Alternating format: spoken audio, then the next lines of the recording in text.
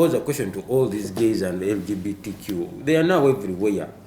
Biri mupiira kati nti olaba mupiira kati abazanyi bonna balinga abawagira ebisiyaga bintu bibi. I want to pose a question. If the LGBTQ is so rich the way they do claim they are, let them go buy some land somewhere. Create a world where we are not going to be minorities. You go create a major world of your own. Take all of your people, go live there. We won't even complain that you're there reproducing or you're not reproducing amongst yourselves. We won't complain about it.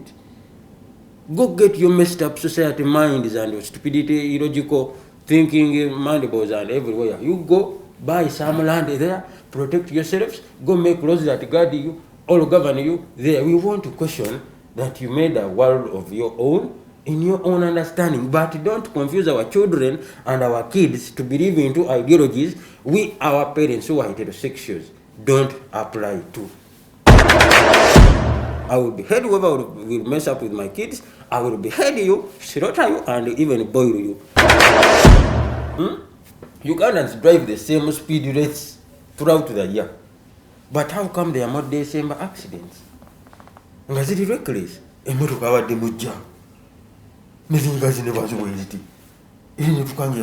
on top of that. That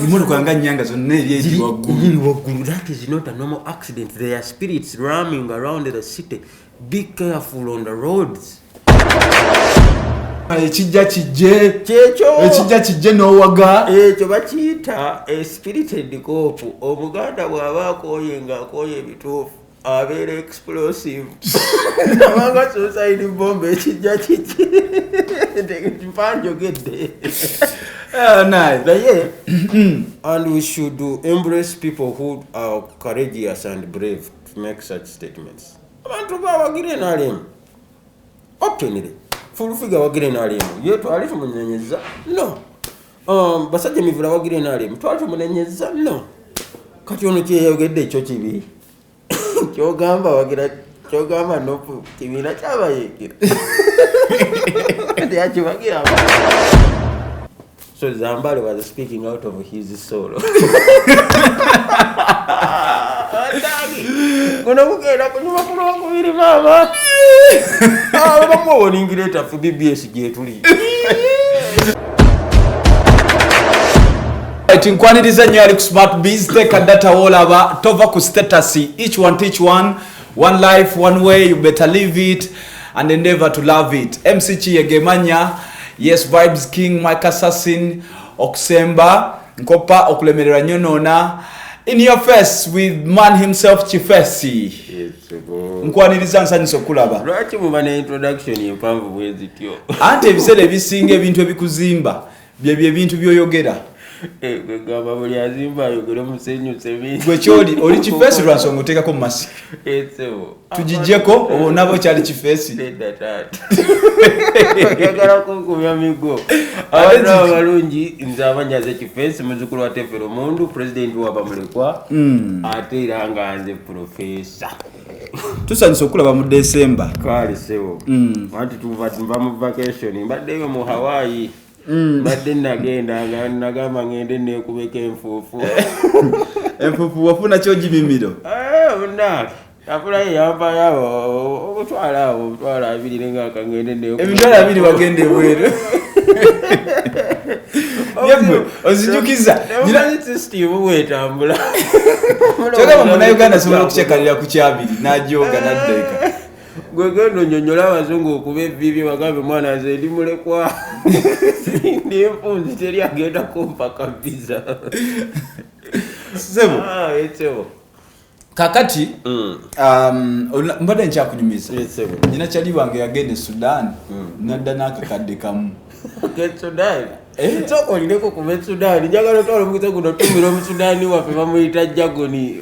Byatulaba. Jagoni ali mu Sudan eyo kyoko aba Sudan. Jagoni babuuza batya mu Sudan yamanyi. Bakopango oyeti mabe akino byamya. Omwana yava wano n'agenda Sudan eyo. Atabula kaze. Ake Uganda nadda wano nakukamu. Oyadda yali kanaabe yabula mu kisinga zizo nafuna ku bodyguard akali kakadeke nayingira ebbala najoga akuba buli kirawo naye ngera ku makya yakomawo kalayinyawe nti kitubulawo ku ntebe nasaba katogo ali balinamu ebbiri ate risiki aliwo obujulizi muggulu nti natokako muggulu ettu aliraddayo kugeyeena naye abantu bonna balina wenze omu ku bantu alabye empale ennungi wadde sente teziri budgeted fo nenkitwala I don't know nga wandabye ekintu kye neetaaga nga sirina sente nkitwala ebyewamwe byakubeereramu nange ebyewamwe akugambye nejja okuzimu wazeeka entowozeeka zikufuweko kyogamba ebyewaffe bibeera bitya ebyewamwe byebyo ebintu ebikubeererawo mikisa gwe naawe gyotategeera otuuseewo oti kyekyo abantu abasinga baddeeyo abantu abasinga bagenda ne balowooza nti babalimba nti kale mu nzikiriza ezimu balimba abantu nti baleete ssente babasabire emikisa naye obuganda bwenyini butusomesa nti omukisa mpewo empewo kyeki empewo kyekintu ekitalabika muve mu byokubafera n'okubasiruwalirangako mbuleeta sente nze okusabira omukisa ani agenda okusabira omukisa bajjajjabo be bagulina be bajja oguku kati nze banzaala mu kika kyegindi kyempindi oli bamuzaala mu kyemmamba oli bamuzaala mu kyambuzi oli kyandiga kati owendiga asabire gwe owente omukisa oba kagatoola omukisa bajjajjawe balina ogukuwa ate bo tebeetaaga ssente naye beetaaga bwewombeefu bwona mpisa zo nti otukkiriza nti gyetuli kyova olaba agamba omukisa mpewo toligiraba kati oli akuguza ati empewo essente ey'obuwanana butategeera bintu babitambula mutegere sisitimu ya Afirika etambula ekyaba kyababba nnyo tuveeyo tulina eddakiika ntono nnyo kulikayo twabaddemu ebiseera ebyo concert it was a sell out olunaku olwo lwa Friday wenasooka okulabira ddala Africa nange efumu nze neŋŋamba saha okwetiribosa obutekkiririzaamu wono yabadde atuleetawo lwaki Africa na yali eti gwe toli ku management buli omu ye yali statement oyinza otwala erowooza yange nze nkiikirira abantu ebintu byenjogera mbeereza abantu olaba abasajja abo bambi naye abakyagala ekifo ekinene naye ebiseera ebisinga mwana kamera zikwata nnyo ng'ekifo kigazi nnyo ate ng'abantu batono okitegeera kati ate aba teyekkirizamu ti kati akuza okutuuka kweyo level kati gwe linda omwaka ogujja oba taatwale ku kuriketi magiyitaani eno kati efula ekinene nnyo ekiri wano Eddy Kenzo yateeka festival yes nti abantu ebiseera ebisinga naye obutekkirizamu kiva mu buntu nti mwana nyinza otegeka ekifo ekinene ate abantu batajjanga bwe mbadde nkisuubira n'ekibabeta bwotegeka mu kafo akatonotono oba akala akanajjula then kikuwa embalirira ku mulundi oguddako kuba abawagizi be bamu tebagenda kukyukira be bamu abanyumirwa music we naye show yabadde nnungi nnyo yayimbye bulungi nnyo and ebintu bingi nnyo ebyabaddewo nze kansuke nkudutandikire ku ntono okuva okuyingira ku mulyango time yange okuyingira ku mulyango nabadde nekyaliwo Ruby nagamba omwaka namba kange nagamba awo tunatuukawo ebintu bikula bukuzi tuba tuyingira bwe tuti tuba tuyingira munda bwe tuti security nga wonna omulyango gyonna ginaabi oba kitegeera time netuuka nga receipt okuba negune tiketi yo okuyingira ogiwanika mu waggulu booti teeka tiketi waggulu oyingira muli bwe muti oba kitegeera kakati wristbands zino zaweddewo zigwangawo wristbands zaweddewo kati mu kuyingira awo omulyango obaddewo waliwo oguyingira ogwidda wano mu VIP n'ogudda wano mu kirussia kati ffe ne tusooka tetukwata mu kirussia wano ate ne tumala nga tulina okudda ng'otuuka munda ate okuyingira woyagala nga nawe oteekawo ssente ezitali ku mbalirira y'omukulu eyabakinoomu baneekolera jange kakati nayingidde n'abantu nga 10 nga tebasasudde wuliriza si muntu tasasula nti face value kibuli mwamenye tetwamenye mwakubye ntuli kati awukiriza nti mwakubye so mukuyingirira ddala ku mulyango ng'abantu bo already bangi nga n'abali munda abali ebweru bangi ati abantu akayimba ke yakubye aka concert main concert song ebiseera ebyo gwe obimanyi Everyone has memories. Everyone has memories. Okitegeera ate yakateekamu something that is so catchy in the writing and the lyrics nti kisika abantu bonna. In fact singa jasima gwadde teguweddeeko yaligizeemu. Naye alabika okutuwa extras. Tasobola butazibawa abajimbi gwe bati bakola akasente kati golooza obusente bwe yakoze Kampala bumala.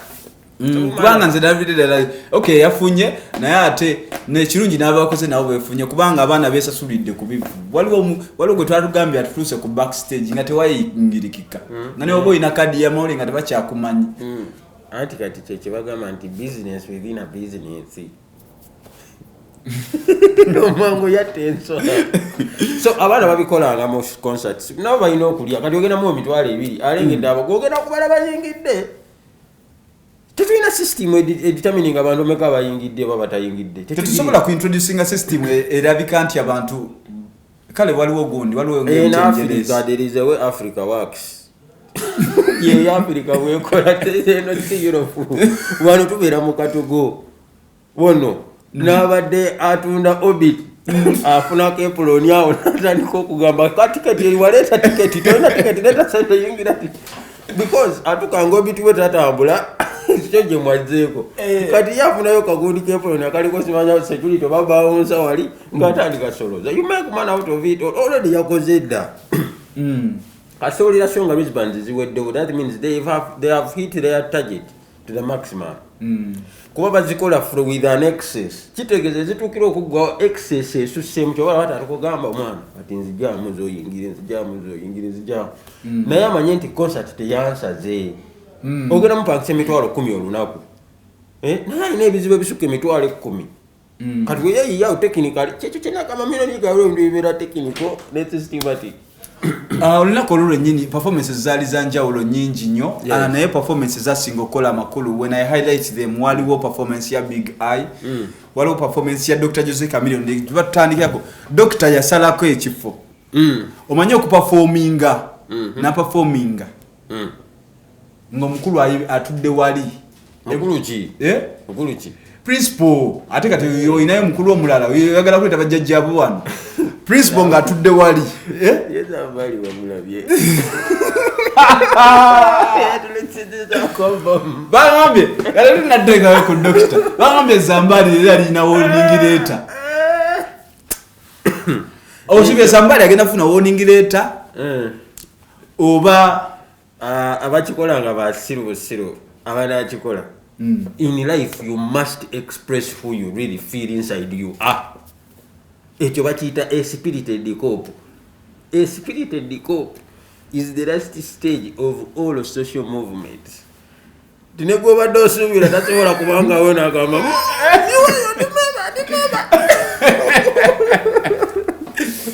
musajja akubiriza abasajja b'eggwanga abasinga si kituufu si kikyamu omuntu okubaako nti ye alina clear view gy'alaba because he was born independent with his independent mind. He has an independent soul and a decision making process to make such a statement. But professionally, does it apply? Teyachogeredde ku show, it does apply. Teyayogeredde ku show. No. Kimugamba bwabeera linda ko gundi abadde sponsor. Kiye kankubuuzi. Bwe tubeera wano nga tuwera ku byabayimbi. Gwe yonna gy'obeera bw'oyogera ku byobufuzi bajja kugamba nti oli weeno. Nedda. Yayogedde kintu ku show y'abayimbi. Ye yagambye my president wanga ali ku show y'omuyimbi nga wali era singa Bobi teyabadde teyali mwogeddeko. Naye abadde alina mu introducing kuba abadde beemusiba mwerabidde. Ekijja kijje kyekyo ekijja kijje n'owaga ekyo bakiyita a spirited cop. Omuganda bw'aba akooye ng'akooye ebituufu abeera explosive. Abanga suicide bomb ekijja kijje mpanjogedde.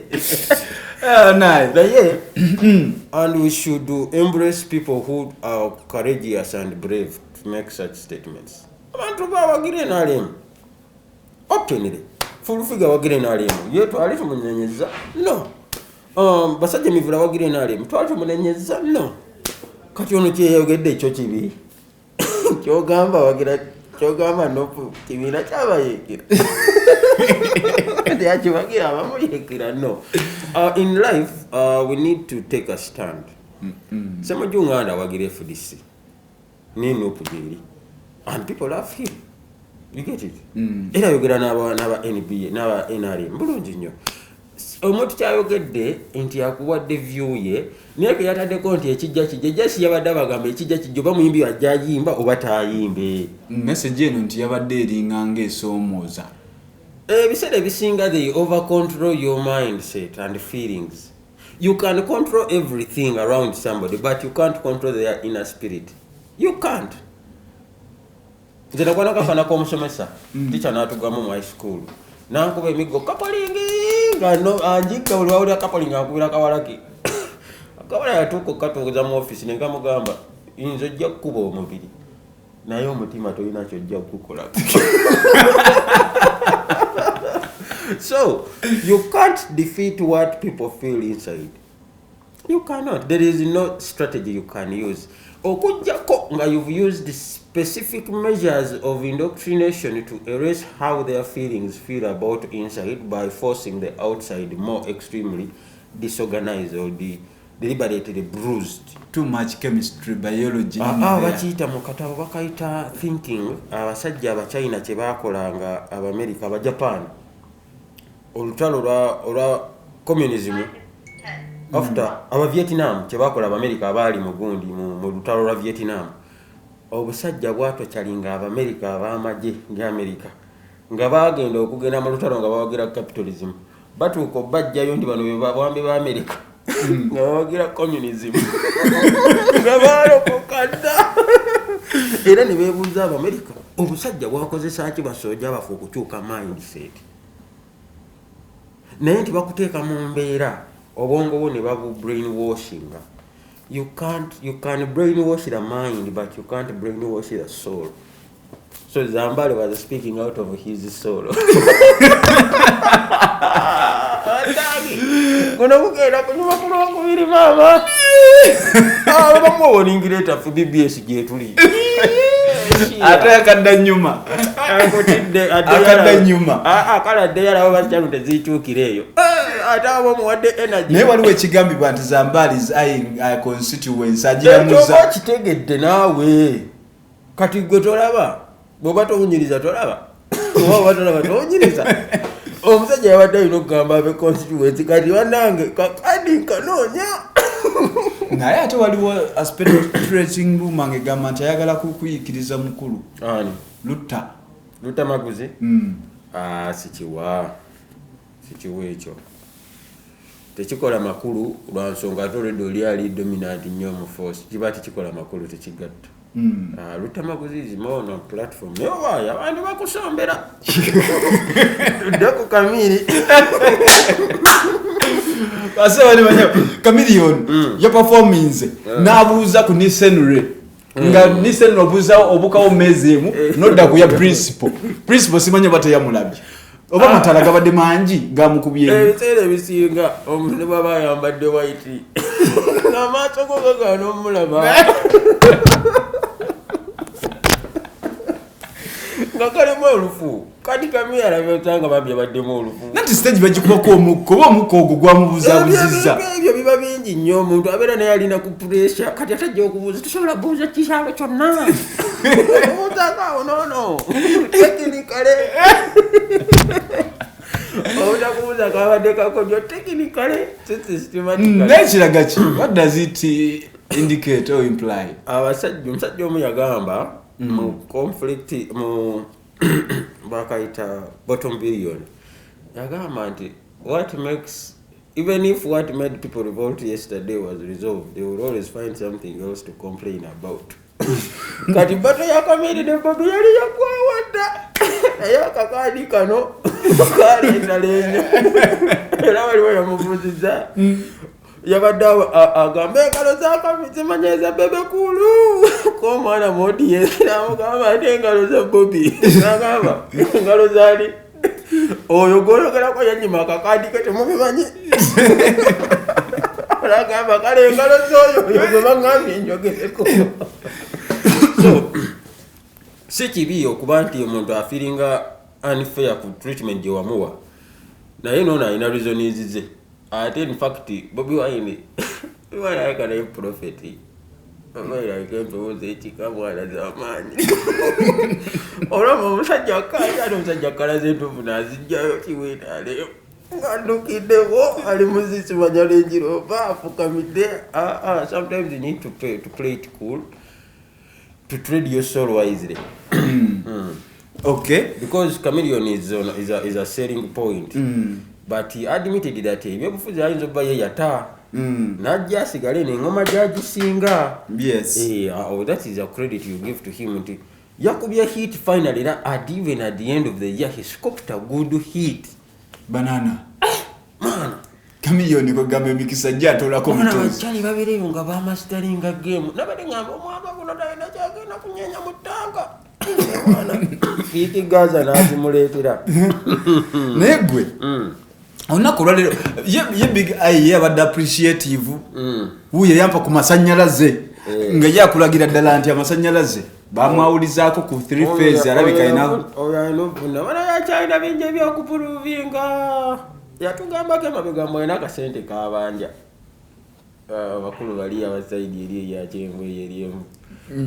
Akonga kota igamba ngati takyabanja. Tukakateti yajjayo lali mu struggle. Naye okugamba mukyalo ogamba nti nkwagala nnyo naye ate engoye zange ziriwo oli omwami gye mbadde mbeera. Weetereekererangamu nti agenda kuddayo azikime. Waddayo zikima ne bamutikka olubuto. So big eye kirungi nti naye yakomawo mulayi temanyi kizza obulamu omwana okufiiringa social rejection eno si kintu kirungi, image si nnungi nti etta spirit ezimba munda. Kikiri kigambe nti you can fight the outward but you can't fight the spirit. So if you fight something on the outward ne kiyingira mu spirit obulwadde omuntu oba omumenya. Kati bwezza spirit y'engulu afiiringa more empowered. Asobola okubeera kikiri kigambe nti eyali omu capitalist baamukyusa kati ayagala kubeera mu communist. Change of perception. Tuveeyo. Okay. Okugendera ddala olunaku olwaleero bingi nnyo ebitambulidde ddala mu maaso ndi ku agenda yange nno. Okusookera ddala katusooke tutakolinga December. Tuli mu December. Simanyi oba December gwogiwulire otya naye first of all it's so hectic. Walabika accident ezagudde. Accident yagudde bweyogerere naye gwe emotoka wagirabye engeri gye yagizeemu. Nze simanyi bagino kyogere naye mwana. Generally let's talk about accidents and ne bana banyugunya kubanga kakati this is their season. Waliwo ekintu owulira guno omwaka bukyangambaddewo guno omwaka Christmas ebadde ku peak before even December. Inti mukikuwo Christmas tree bazitimba makati ga November. Nga ziri mu November zi Christmas zita obuyimba babuzanya nga firi oyinza okugamba 22 23. Kyokka nga tuli mu November. Kati waliwo abantu tetwagala kulaba. Nze mwana alo entuka nensikiriza nakulako emasake ledda nga kyali muto mu primary. Ekimotoka kya loole kyali kyetisse kyakyo nekiremererwa naye kyasaabala abantu ku 21. Abantu abawera 67. Omanyi motoka okusanga abantu ababayinza mu waiting booth bwa bus obwo. Eda waliwo obwakazima akabanga kabeera ku luguudo ebbali. Yasaabala abantu n'ekima abantu ku maduuka n'eyingira ekizimbe n'ekola ebiki n'ekima obwana obuzanya nga olabira ddala. This wasn't a normal accident. There are certain spirits we cannot talk about or we don't understand that are operating in these days. Tuyinza kungamba nti buli December olwetuuka accident zigwa mu bifo eby'ekisiru n'olaba baasi nti ebadde etambula terina gyekoonye naye baasi mbwa all of a sudden omupiira ne gulyoka gugwamu weegutimbo n'oyo technically wabaawo ekintu kye tutalaba. Reason being we can't be on top eno waggulu ku nsi nga ffe tulimu excitement ya bikujjuko ng'abali wansi bo tebabiriimu. If us to celebrate Christmas we slaughter cows, goats, hens and sheep to eat as celebrations, for them they are down so much craving for our blood so they have to slaughter us. It is so deadly like that. Bully December accident is I lost my girlfriend last year. My accident. nga twabadde ffenna ku boxing day at the falls kwa 28 nga demo accident yamukuba bambikira kwa 3 mu ngamba kadde munenda kasinkana ku New Year's simu jinaddamu funa ati demo yafiiridde mu accident ebintu bitategeerekeka so wabaawo emyoyo nga ginoonyamu bunoonyo manyi gubanoonya akasente. It is the same spirit that is running abantu okuba nti December bakola omwaka mulamba nga asavingidde December ng'akumye sente ze bulungi nnyo okumala emyezi 11 kyokka ne bamusiruwaza mu mwezi gwe 12 ne bazimubbako abafere omuntu najja ng'alina milioni ze 2 yazisavingidde emyezi 12 buli lunaku abadde asavinga akatugambo ekye10 oba 15 n'atuuka mu December ng'alina ekintu kyeyabala kyayagala okuggusaagule ne bazimubbako. Ababbi bali mu buli street kati basala nsawo abantu mwegendereze nnyo abantu abeekukutirizaako bakwata obugirita ne bayisa ku nsawo wansi bwewati kati ye n'alembeka akazi bakwatibwa nakasawo agira bugizi wansi bwati ng'alembeka gwenga weyongerayo ng'alembeka gwenga weyongerayo basokola buli kimu. Ababbi balinga balina eddagala sebola obeeramu n'emitwalo 20 mu mpale sajjemu kulo lwakutomera nero obera nga tulina amuyadde talina budde bukoona balina eddagala. Their spirits we cannot tell that are moving around either disorganizing our peace or disorganizing our spirits. Gwe tekikuumisa nti accident zigwa nnyo mu December. People are not excited about reckless. Ugandans drive the same speed rates throughout the year, but how come there are more December accidents? Nga ziri reckless emmotoka abadde mujja nezingazi ne baziweziti eri tukange eri on top of that emmotoka nga nyanga zonna eri waggulu. That is not a normal accident. There are spirits roaming around the city. Be careful on the roads. We should all be careful. Don't celebrate before the year ends. Wano mwaka nga gugwako gutuga abantu gutuga abantu ino safe oyina beera safe oyina ba clear oyina systematic omwaka nga gugwako eberanga end of year bakaitanga batya mu primary time egenda nebyayo wanga kugenda nawe. There was a lady yafudde nti yabadde agenda na ku mukolo waliwo n'abaana babadde family yabadde graduatinga babiri with the parents. Fortunately enough bo bawonye abaana family yonna. No, oli omukyala no yagedde ku macanga bagenda na mukolo ng'akawungeezi omuntu bokera n'ogamba mama nasenga baziwa kaka mbabuzeeko balina omukolo gwe bagendako ate akawungeezi bampubira essimu lisenga akutuse mu pressure mukubye n'emukutula kyokka abadde etagirina. There are spirits that are roaming at the end of the year. It is a dead day almost time. Kyekimu n'ekitwala abantu abagenda mu church ne babafera emikisa. Abantu bali mu bafera emikisa babafera emikisa omwaka guno gwe todolowooza ne bakugamba 210 bakugamba ku mwaka gugo 212 gugo 220 bakugamba mwaka gugo gutuuka dde buli endo obuya banange mwaka kwa teri mukisa gwe bagenda kuwa ng'osasudde ssente omukisa gwagwesabira ate omukisa toligulaba omukisa mpewo. Omukisa gwo kibeera kikola amakulu g'amaanyi nnyo okugenda n'ogula ekimuli kya mitwalo 2 n'okitwalira ku ddaala lya maama wo balya jjajjaawo n'omugamba maama bwe mba ninawe nasobya ntaasa naye bwe mba ninawe ngenda obubi nkulembera. Bazadde baffe batubeerako nnyo mu bulamu bwaffe n'okusinga kye tulowooza. Bazadde baffe batubeerako nnyo oba baffe oba balamu n'okusinga kye tulowooza. Emikisa kyobola oluusi obeera awo ng'oli stranded talina kukubira essimu naga ki nina eky'ekkumi kikime wano gwoba olowooza mbu gwe alina connection ne bwasiro gwo mama basesezaamu essaawa bajjajja baba balina gwe bakutte engala yababaana kana kange kayambire wano lwansonga tasobola kuyamba mu broad day open okirabe naye technically ebintu byewaffe bituyambako nnyo okusinga bwe tulowooza bwe bikola.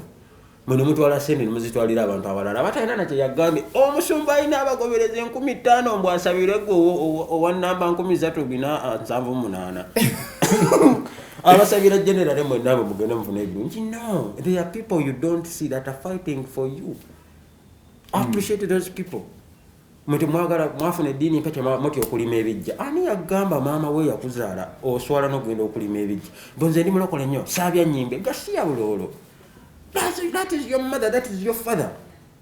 inze omwana wange atalijja kulumbe ne maama we emaali yange tafunangako ekintu kyonna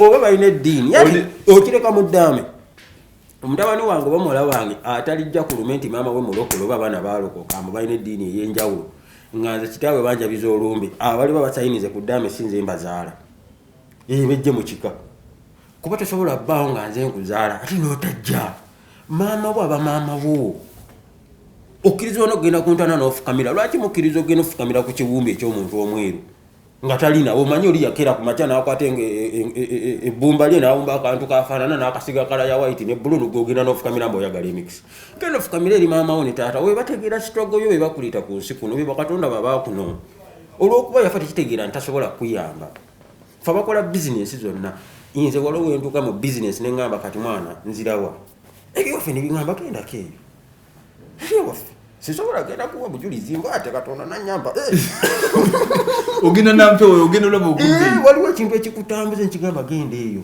obuzibu tetukkirizangako nti abewaffe basobola otukolera nabo bakola naye tebajja kujjaawo nti akolebwa ati no tulina ebintu ebitutambulirako byetutategeera naffe tetuli ffekka ebyaddala naye abantu kyosuubiza bwesiruwaza mwe mwayo kyebyewammwe kati muli mwekka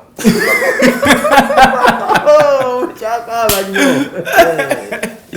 so musiima abantu bewammwe mukole ebintu ebigolero ebituufu guno omwaka ogujja mukkirize wawe mulina obba teri agenda kulima nti agenda kusabira nga wa kika kya mamba asabire gwe ow'ekika ky'empindi gw'ofune omukisa nga ab'emmamba tebagulina akusabira ati omukisa nga ye mwennyini agwetaaga mwennyini agwetaaga muggwe kyokka gwe ogenda kusabira omukisa ku ssente zo kwata ssente zo bw'aba kugambye kuleeta musabire leeta emitwalo atano musabire omukisa kwata emitwalo ebiri genda ogule ekimuli kitwalire okiteeke ku maama wo bwoti mugambe maama ndudde nnyo okulaba lima ku maama wo lima ku taata wo lima ku jjajjaawo ojja kulaba ebintu by'enjawulo ate n'ekirala temutegeera ensi yeno bw'etambula funamu obudde gendako awantu wootasulangako na muntu yenna mu abantu abakulu weebakeko weebike ku ssuuka empya wummula kuwummuza ku bwongo ng'owummuliza mu bintu by'otakola ki bajjajja mwe bajja babuulira muloota ebintu wano noloota kino bali mu kucommunicatingira nawe bacommunicatinga naawe ekiro olebolo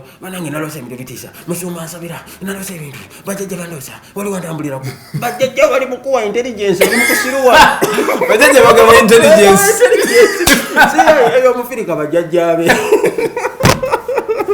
bajjajja bali mu kuwa intelligence munange muzzukulu wegendereza omuntu ono wegendereza omuntu ono wegendereza omuntu ono ng'odda ati tuyina artificial intelligence AI eyo AI y'abazungu kati ey'abajjajjabo AI ejja kiro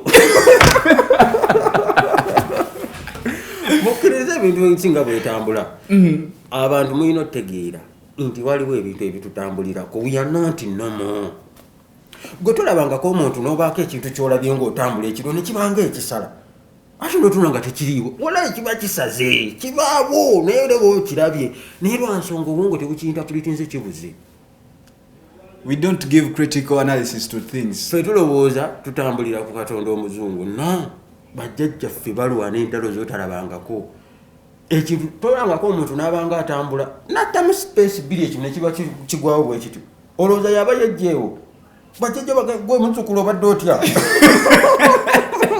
webereremu tulina abantu batulwanira entalo bwe tukyaganya okukkiriza ate nga tetunatuuka kukkiriza abantu abo nti balina contribution gye batukoze mu bulamu bwaffe tukyalemererwa nnyo nze amagezi gange si gange bajjajjange baali bagezi katotola kuddamu kakana kagezi nnyo akana kagezi obijja waggwe bajjajja bange bo bamanyi obijjawa bajjajja bange baali batabu nnyo kalisobola kuddamu newaana nze ndi mugezi nnyo gasiya buloolo tulina okukkiriza nti gye tuvudde ne gye tulaga bwe tuba tugenda mu maaso bajjajja baffe balina contribution bayinza obba baazikirira naye mu myoyo mu bulamu bwaffe mwebali gwe oli waddembe okubeegobako mugenda ne musaba neekutula mu ndagaano neekutula ku bajjajja bange neekutula ku biki gwe weekutuleko osigale kannamunigina bwoti ensi egenda kukunyiga fe tuli bajjajja mweyongere bannange ngamba ab'ekika kyange oyinza okuleta botategeera.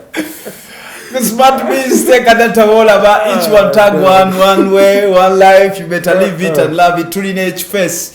Yes, Kabaka Kiface with depth analysis when it comes to our very own social and economical and of course entertaining topics. Olunaku olwaleero na Salvador yavudde n'akaaba.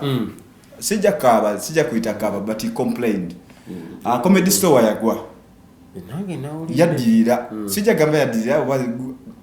The information isn't yet clear.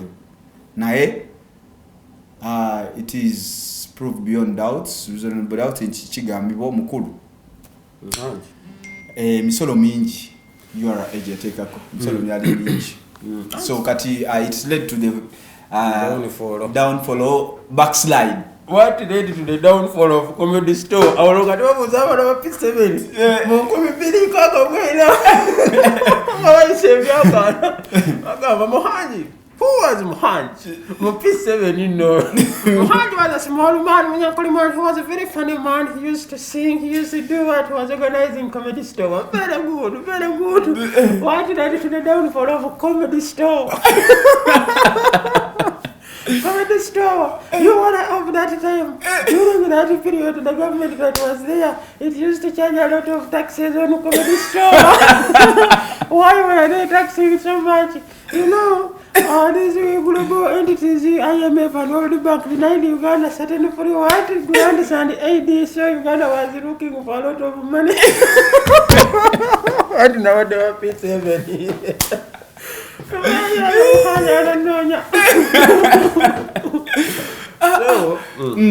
So embera bwetu bwe tambulira ddala naye Salvador agamba to stage a very colorful classic show of comedy.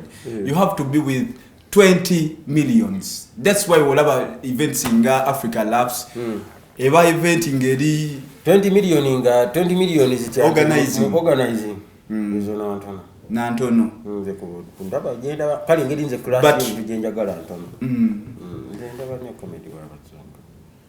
Ngenda Kevin Hart ngenda mu shows.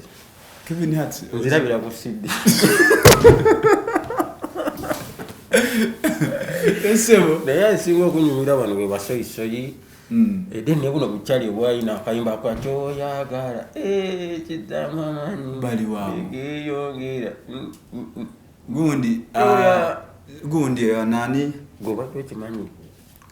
Ndi bw'oba tunuulidde ennyimba za primary zonna tetulinamu luyimba lwa primary nga lwa magezi. Zonna zabuwembe. Katete yoba otuuseeyo otya? Alina akava mu P7. Gwe. Abadde consistent Alex Muhanji in organizing weekly shows. Otunulira budget gyateekamu n'akuleta Diamond n'aleta abayimbi abenjawulo n'aleta Basket Mouth yajjako Treat the Drunkard waliwo kana kasajja ka Eric Omondi nako kajja Eric Omondi Kenya.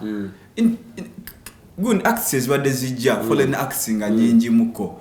You would really tell no Gambia dollar like investment is somehow heavy.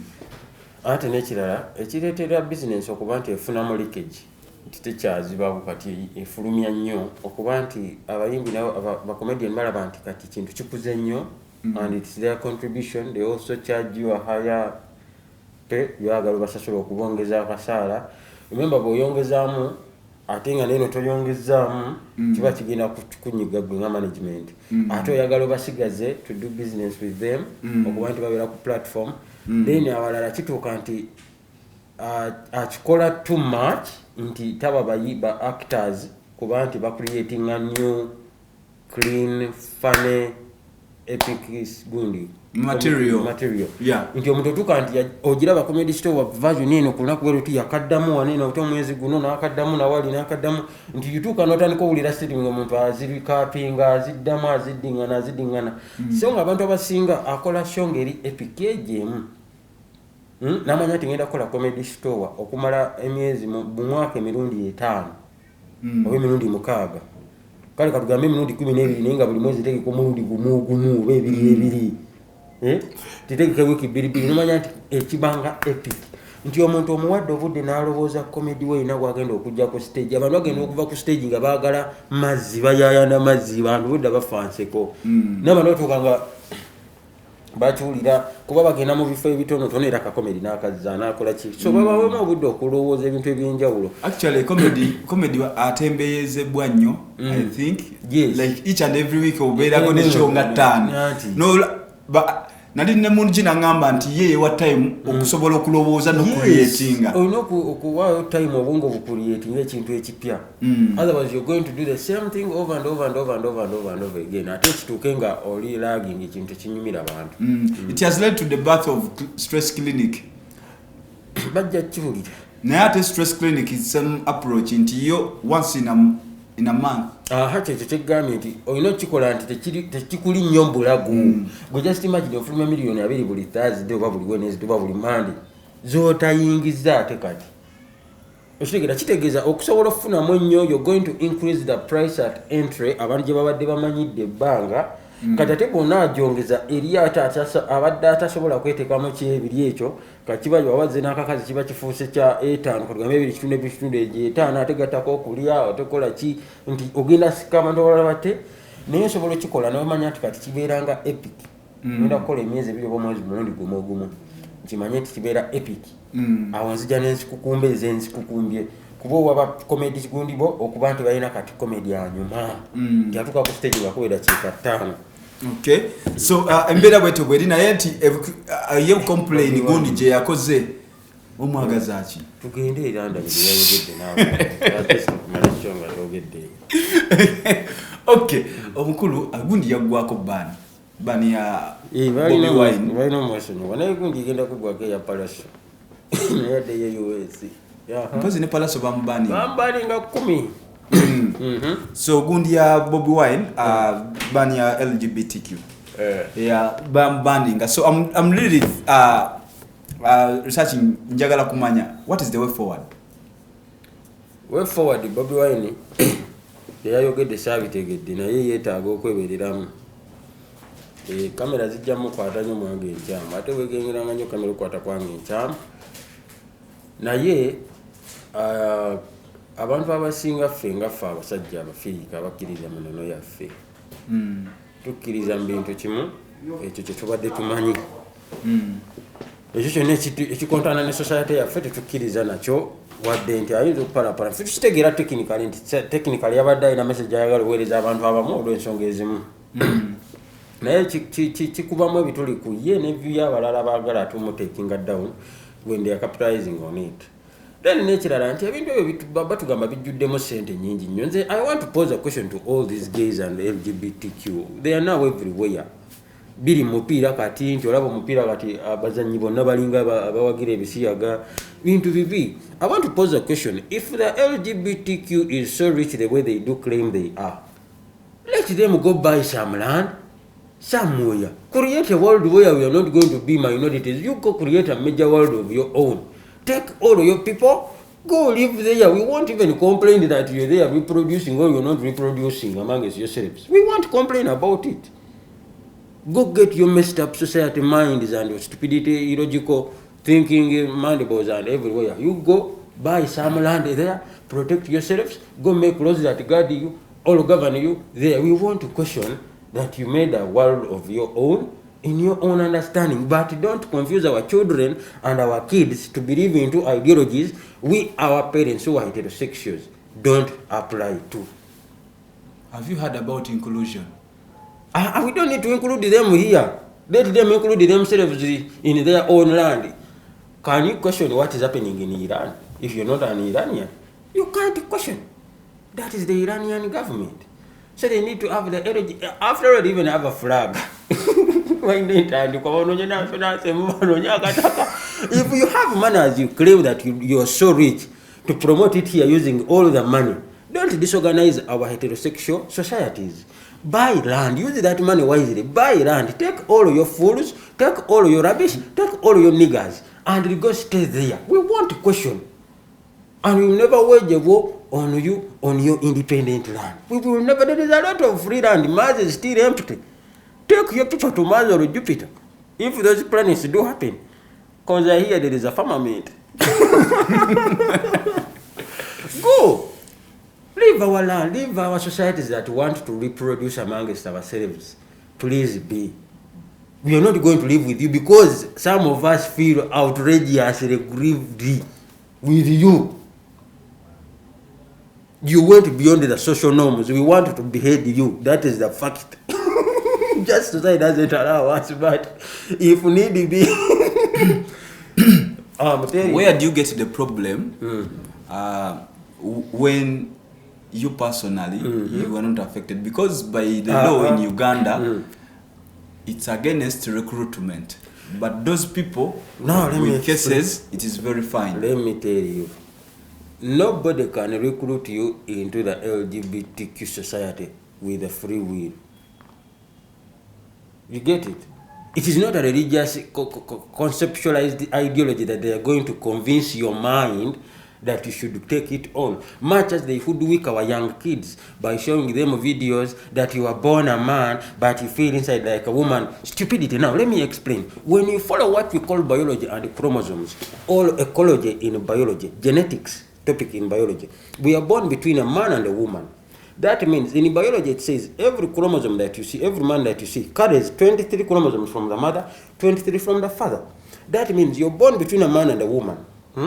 You have 46 chromosomes as the whatever the sperm and whatever system that goes into conception. The system, yes. Yes, you carry 46. That means if you come out as a man, you carry almost more character traits of your father. If you come out as a woman, you carry more character traits of your mother. Simply because you're born between a man and a woman, at times you will feel feminine. Whenever a man feels weak, that means his mother's side is now dominating in him. And whenever you feel like a man when you're a woman, that means your father traits are now dominant in you. But they do hoodwink our children using that criteria of character dominance that comes a bit in bits. That you don't you feel you're a woman, but you sometimes feel like a man. Then they convince our children because they don't analyze biology sections of ecology and genetics very well, and they make them feel like now I'm a woman, but inside I feel like a man. So I should go transgender. There is a book called by Abigail Sharia, Irreversible Damage. She explains much how they have hoodwinked our girls into transgending.